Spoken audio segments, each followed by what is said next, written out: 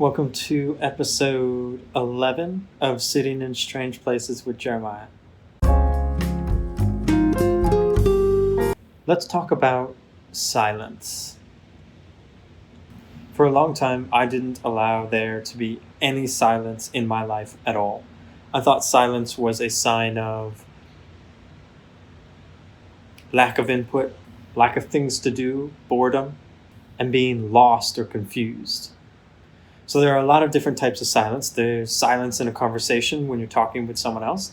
There's silence in your own life when you're walking down the street, whether you're listening to music or not, when you're doing the dishes and whether you put something on or whether you don't.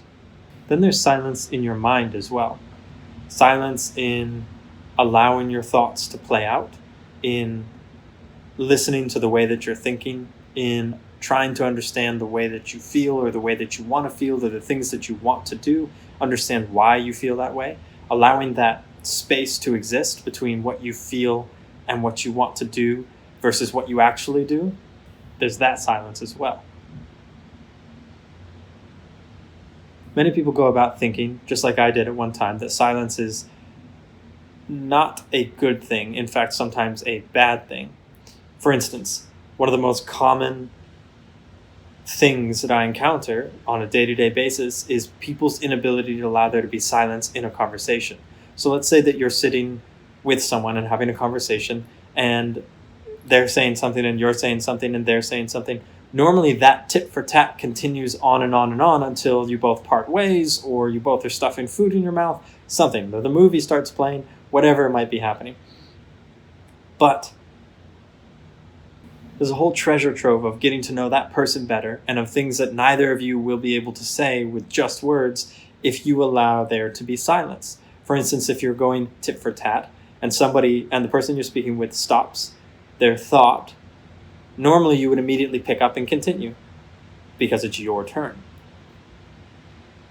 But if you stop for a second and think about what they said and allow there to be some silence, they might come up with something else to say. They might take back what they previously said. They might think about something themselves that they hadn't thought about due to the silence. Or they might ask you why you're being silent, and you can tell them you're thinking about what they said, and suddenly you've shown them and you've communicated to them that you care enough to stop and think about what they said, which shows that you value them more than probably most people do value them. Then there's silence when you're going about your regular life. Are you always going to be playing something, listening to something, looking at something in order to fill that silence, in order to fill that void?